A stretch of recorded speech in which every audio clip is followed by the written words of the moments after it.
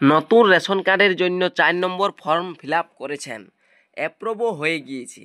তবুও ration card নম্বরের জায়গায় রেশন কার্ড নম্বর দেখাচ্ছে না। এই যে দেখতে পাচ্ছেন রেশন কার্ড নাম্বারের জায়গায় কোনো রেশন কার্ড নাম্বার নেই। রেশন কার্ড ক্যাটাগরির জায়গাটাও খালি রয়েছে, এমনকি ফাঁকা রয়েছে। আপনার আবেদন কি কোনো ত্রুটি হয়েছে যখন আপনি আবেদন করেছেন, এবং পুনরায় আবেদন করলে আবেদনও হচ্ছে না, পেন্ডিং দেখাচ্ছে আবেদন? এটাই আজ আমি এই ভিডিওতে বলছি, এবং কেন এটা ঘটছে ভিডিওটি শেষ পর্যন্ত দেখুন। স্ট্যাটাস চেক করে দেখিয়ে আমি বিস্তারিত বলছি এই ভিডিওতে। তাহলে রেশন কার্ডের অফিসিয়াল ওয়েবসাইটে গিয়ে স্ট্যাটাস চেক কীভাবে করা হয় সেটা জানতে পারবেন। আর স্ট্যাটাস চেক না করলে কিভাবে জানবেন যে এই ঘটনাটা কি ঘটছে? তাহলে রেশন কার্ডের অফিসিয়াল ওয়েবসাইটে নিচের দিকে চলে আসবেন। নিচের দিকে এসে দেখতে পাবেন চেক স্ট্যাটাস অফ অ্যাপ্লিকেশন। এই যে check status of ration card application, এই অপশানটাতে ক্লিক করবেন, বা আমি ক্লিক করে দিলাম। ক্লিক করতেই চলে আসবে আধার নাম্বার অথবা মোবাইল নাম্বার দিয়ে স্ট্যাটাস চেকের অপশান। আধার নাম্বার দিয়ে স্ট্যাটাস চেক করবেন। মোবাইল নাম্বার দিয়ে স্ট্যাটাস চেক করলে অনেক সময় রেকর্ড নো ডাটা ফাউন্ড দেখায় বা নো ডাটা দেখায়, তাই আধার নাম্বার দিয়েই স্ট্যাটাস চেক করতে পারেন বা করবেন। এখানে আধার নাম্বার দেওয়ার পর বাম সাইডে দেখুন এই যে ঘরটা রয়েছে, এখানে একটা টিক চিহ্ন দিয়ে দেবেন। টিক চিহ্ন দেওয়ার পর সার্চ অপশানটাতে ক্লিক করবেন। সার্চ অপশানে ক্লিক করতেই আধার কার্ডে রেজিস্টার থাকা ফোন নম্বরে একটা ওটিপি চলে যাবে। ওটিপিটা এখানে দিয়ে দিতে হবে।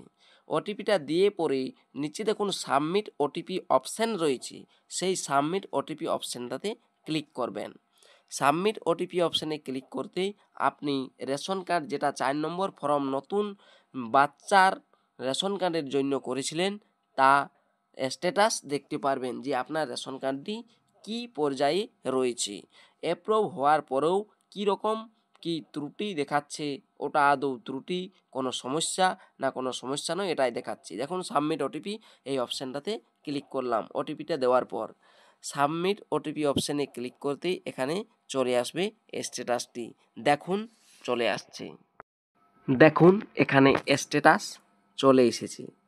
কারেন্ট স্ট্যাটাসের জায়গাটা লক্ষ্য করুন। এখানে অ্যাপ্রুভ লেখা দেখতে পাচ্ছেন। অ্যাপ্রুভ লেখা দেখার পরও আরও একটি পর্যায় আসে, সেটা আমি বলবো। দেখুন 17/5/2025 আবেদন করা হয়েছে। ভিউ অপশানটাতে ক্লিক করলাম। অ্যাপ্লিকেশন অ্যাপ্রুভ বুজুক করছে। অ্যাপ্লিকেশন অ্যাপ্রুভ অ্যান্ড মার্জ যদি থাকতো তাহলেই আপনার আবেদনটি কমপ্লিট হতো। এখনও আপনার আবেদন কমপ্লিট হয়নি।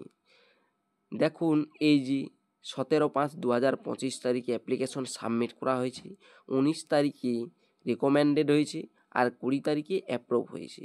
আগে অ্যাপ্লিকেশনগুলো অ্যাপ্রুভ হলেই কমপ্লিট হতো, এখন অ্যাপ্রুভ হলেও কমপ্লিট হচ্ছে না। এএওয়াই পরিবারেটা, এএওয়াই পরিবারের ক্ষেত্রেও তাই হচ্ছে। এখানে দেখুন রেশন কার্ড নাম্বার নেই, রেশন কার্ডের ক্যাটাগরিও নেই। এটা আপনার আবেদনের কোনো ত্রুটি নয়, কোনো সমস্যা নয়, কোনো সার্ভার সমস্যা নয়। কোটা না খালি থাকার কারণেই এটা হচ্ছে। তবে তাড়াতাড়ি কোটা খালি হচ্ছে, তাড়াতাড়ি ভরাট হচ্ছে, আর রেশন কার্ডের নাম্বারও জেনারেট হচ্ছে। মোটামুটি 15 থেকে 20 দিনের মধ্যে আপনার রেশন কার্ডের নাম্বার হবে এবং আপনি পেয়ে যাবেন। সেই রেশন কার্ডের নাম্বার আপনি আধার লিঙ্ক না করলেও, বাচ্চা যদি হয় 5 বছরের নিচে, সেটা ডাউনলোড করে রেশন তুলতে পারবেন। তাই এই যে আপনি ফাঁকা দেখতে পাচ্ছেন, এটা আপনার কিছু দিনের মধ্যেই ভরাট হয়ে যাবে, রেশন কার্ড নাম্বার চলে আসবে, আপনাকে কোনো চিন্তা করতে হবে না। আর ওইখানে যে অ্যাপ্রুভ লেখাটা দেখতে পেলেন, ওটা অ্যাপ্রুভ অ্যান্ড মার্জ লেখা আসবে। তবেই আপনি জানবেন যে আপনার আবেদনটি একদম কমপ্লিট হয়ে গিয়েছে। আপনার হয়তো পরিবার এওয়াই ক্যাটাগরি হোক, আর কে SY1 ক্যাটাগরি হোক, PHH ক্যাটাগরি হোক, বা SPHH ক্যাটাগরি হোক, যে কোনো ক্যাটাগরিরই কার্ড হোক না কেন, আপনার আর আগের মতো একদিনে বা দুদিনে রেশন কার্ড নাম্বার জেনারেটও হবে না, আর চালুও হবে না কার্ডটি। তাই আর KSY1 এর ক্ষেত্রেও এখন এইভাবেই আপনি দেখতে পাবেন। ভিডিওটি শেষ পর্যন্ত দেখার জন্য অসংখ্য ধন্যবাদ। চ্যানেলটাতে নতুন হয়ে থাকলে চ্যানেলটিকে সাবস্ক্রাইব করুন।